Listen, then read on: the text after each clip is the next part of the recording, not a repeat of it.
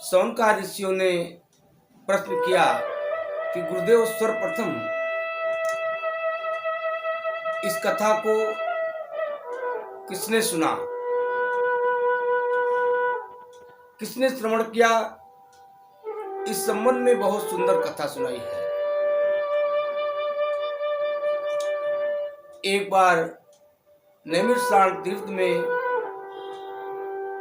ब्रह्मा जी के 4 पुत्र सनक, सनंदन, सनातन और संत कुमार पधारे हैं और इनके मुख से हमेशा निकलता हरि शरणम हरि शरणम। अब चारों भैया पहुंचे बद्रीनारायण में। इन्होंने क्या देखा कि नारद जी सामने से आ रहे हैं। आज नारद जी का मुख उतरा हुआ है। चारों भैया ने कहा कि नारद जी, आज आपका चेहरा उदास क्यों लग रहा है और मुख उतरा क्यों है, और आपके हाथ में बीड़ा नहीं लग रही है। भैया, संसार का नियम है कि जब 2 व्यक्ति मिलते हैं तो एक अपनी सुनाकर रोता है, दूसरा अपनी सुनाकर रोता है, लेकिन यहाँ पर 2 संतों का मिलन हो रहा है। तो संतों का मिलन होता है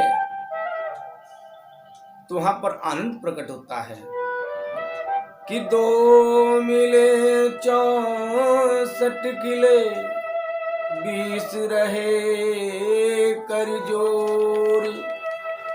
भक्तन से जब भक्त मिले, बिकसे 7 करोड़। जब भक्त मिलते हैं तो वहां पर आनंद ही आनंद छा जाता है।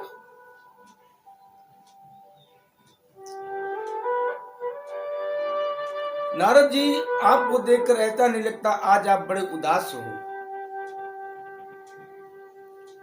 आपको क्या चिंता है? जब नारद जी ने सुना, नारद जी ने महाराज कहते हैं, देखो संत कुमारों, इस पृथ्वी को श्रेष्ठ मानकर मैं पृथ्वी पर घूमने के लिए निकला। अनेक तीर्थों में गया, श्रृंग सेतु, बंधु सेतु, पुष्कर, काशी, हर जगह गया, लेकिन जहां भी गया एक ही चीज दिखाई पड़ी, केवल कलकाल का प्रभाव।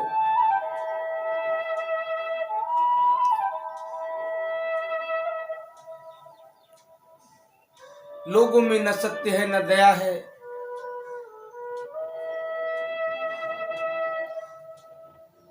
ये सब बातें प्राणी मात्र से समाप्त हो चुकी है।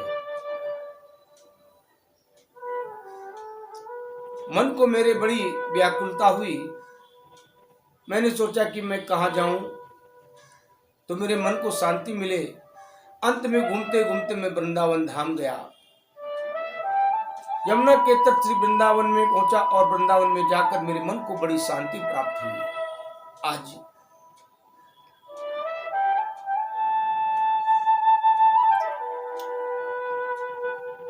लेकिन वहां मैं क्या देखता हूं कि यमुना के तट पर एक सुंदर स्त्री बैठी हुई है, जिसकी जवानी उम्र है, और उसकी गोद में 2 वृद्ध बालक लेटे हुए हैं, और उसकी सेवा में अनेक दासियां लगी हैं, अनेक सेवका लगी हैं। जब उस युवती ने मुझे देखा, तुरंत आवाज लगाई, हे साधु, थोड़ा ठहर जाओ, थोड़ा रुक जाओ। आपके जैसे महापुरुष का दर्शन हो जाए तो जीव का महाकल्याण हो जाए। रुक जाओ बंधु। कि साधु आवत देख कर चरणों लागो धाय। क्या जानो किस भेष में हरि आपको मिल जाओ। भैया, अगर किसी साधु महात्मा का दर्शन हो जाए तो तुरंत उठकर प्रणाम करो। न जाने किस देश में हरि मिल जाए। नारद जी आज आपका दर्शन हुआ, मेरे ऊपर थोड़ी कृपा कर दो। जब सुना नारद जी ने तुरंत उसके पास गए, पूछा देवी आप कौन हो, थोड़ा परिचय दो।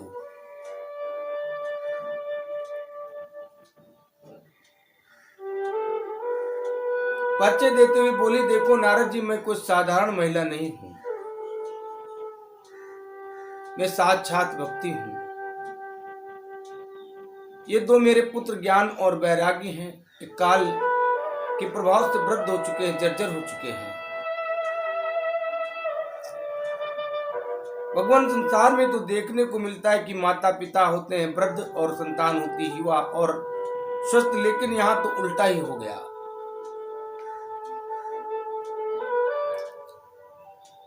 जब से मैं वृंदावन में आई हूं, वृंदावन में बन गई हूं जवान, स्वच्छ स्वस्थ हो गई हूं, लेकिन मेरे पुत्र ज्ञान और वैराग्य वृद्ध हो चुके हैं। नारद जी आप जानते ही हो कि जहां पर संतान सुखी नहीं होती है वहां पर माता पिता कैसे सुखी हो सकते हैं। अब मैं सोचती हूं कि वृंदावन को छोड़कर कहीं चली जाऊं, क्योंकि यहां मेरे पुत्र सुखी नहीं है, मैं कैसे सुखी रह सकती हूं। जब नारद जी ने सुना, नारद जी तुरंत बोले भक्ति आपको वृंदावन छोड़कर जाने की आवश्यकता नहीं है, ये वृंदावन तो आपका निज घर है, आपका निज धाम है। अरे यहां से आपका नित्य नृत्य होता है, अगर वृंदावन से भक्ति ही चली गई तो वृंदावन में बचा ही क्या। वृंदावन तो भक्ति का घर है बंधुओं, निवास स्थान है।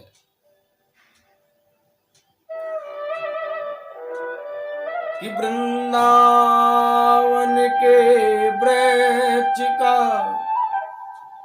मर्म न जाने को,